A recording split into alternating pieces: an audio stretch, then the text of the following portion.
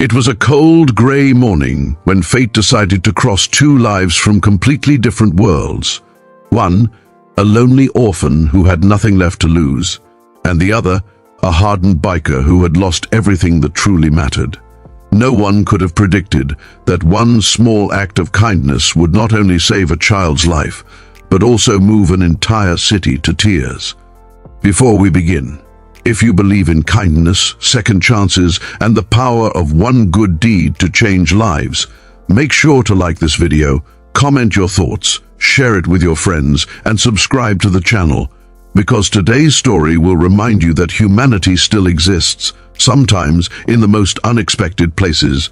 Ethan had grown up in an orphanage on the edge of the city, where the nights were colder than the bed sheets and the silence heavier than the walls. He had no memory of his parents, just a blurry photograph he found once in an old file labeled "Abandoned, 2008.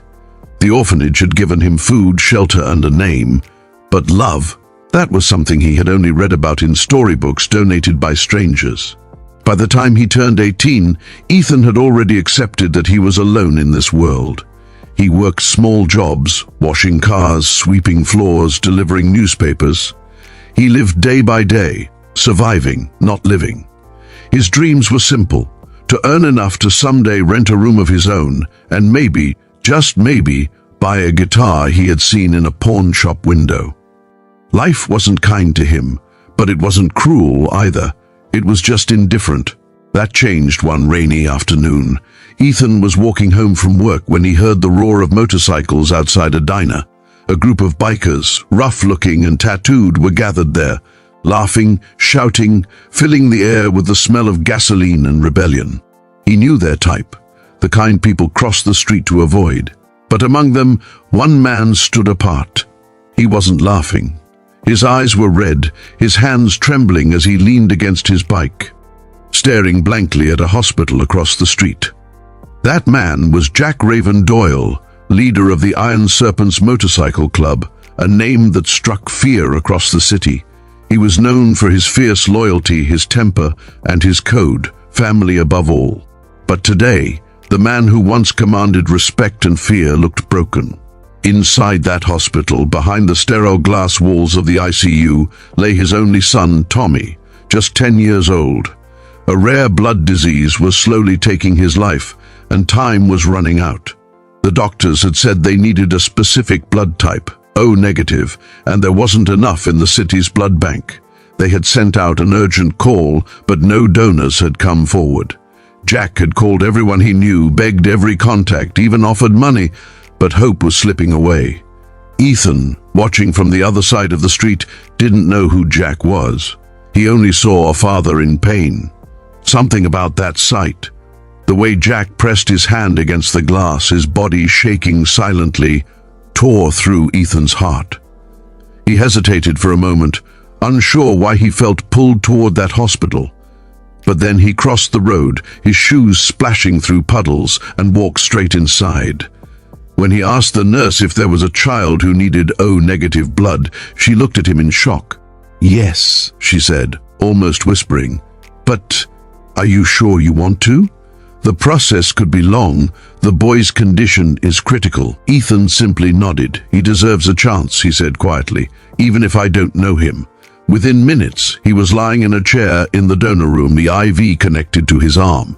On the other side of the glass wall, he could see the small boy lying still in a hospital bed, machines beeping softly beside him. Jack stood by the window, tears filling his eyes as he watched the transfusion begin. For the first time in years, someone had given him hope, and that someone was a stranger. Hours passed. The transfusion was successful.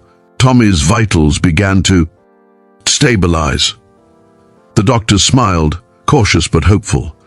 The boy was still weak, but his chances had improved dramatically. Jack rushed to the doctor, desperate for answers. "Is he going to make it?" he asked, his voice trembling. The doctor nodded slowly. "Thanks to that donor, yes, he might just make it."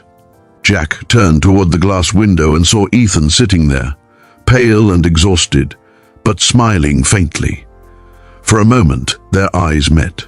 The biker, feared by many, felt something he hadn't felt in years, gratitude so deep it broke him. He walked into the room, his heavy boots echoing against the floor. He didn't know what to say. Words felt too small for what he felt.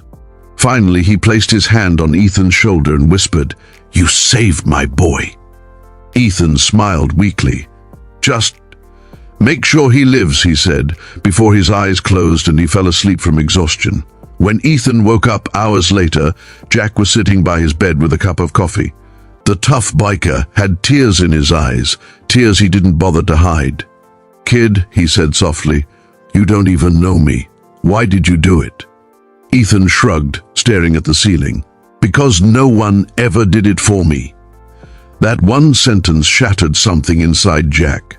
He learned that Ethan was an orphan, with no family, no support, no one waiting for him outside those hospital doors.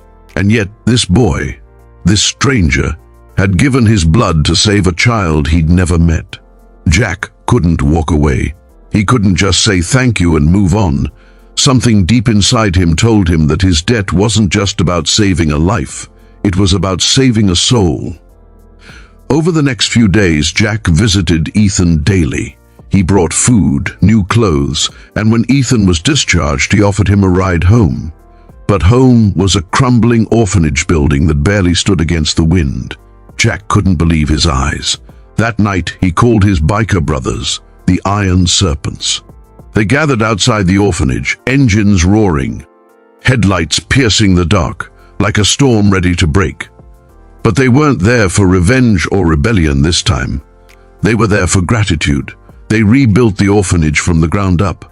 They painted the walls, fixed the leaks, donated supplies, and brought joy to the children who had forgotten what kindness looked like. And when the city woke up the next morning, the sight left everyone speechless. A gang of bikers working side by side with nuns and orphans, laughing, helping, caring. News spread fast. Local journalists arrived. Social media exploded. "Biker gang turns heroes overnight," the headlines read. But Jack didn't care about fame. He only cared about keeping his promise. And one night, under the golden streetlights outside the new orphanage gates, he made another promise to Ethan. "You're not an orphan anymore, kid. From now on, you ride with us, your family." Months passed. Tommy made a full recovery, and he and Ethan became inseparable, like brothers separated by fate but reunited by destiny. The Iron Serpents accepted Ethan as one of their own. He wasn't just a member, he was a symbol. Proof that compassion could exist even in the roughest of hearts. But the story didn't end there. One winter evening, as the bikers gathered for a charity ride to raise funds for children's hospitals, something unexpected happened. Thousands of people lined the streets. Families, students, workers, holding signs that read, "Thank you, Iron Serpents and kindness saves lives." The city came to a halt that day. Traffic stopped, businesses paused, not because of chaos, but because of gratitude.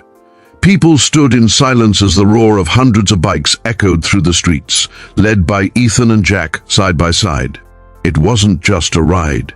It was a statement that no matter where you come from, no matter how broken your past, one act of kindness can change the world. When the ride ended, Ethan stood on the stage, holding a microphone with trembling hands. He looked at the crowd, the people who once ignored him when he was just an orphan, and spoke softly. "I used to think being alone meant no one cared. But I was wrong. Kindness is out there, sometimes hiding behind leather jackets and tattoos, sometimes behind a stranger's smile. All it takes is one choice, one act, to remind the world that we're still human." The crowd erupted in applause. Even Jack, the man once feared across the city, had tears in his eyes. He placed a hand on Ethan's shoulder and whispered, "You didn't just save my son, kid. You saved us all." If this story touched your heart, please like, share, and subscribe to the channel. It helps us keep bringing you stories that remind us all what truly matters: compassion, courage, and humanity. And before you go, comment below with these words: kindness still exists, because as long as people believe in that, the world will never run out of hope.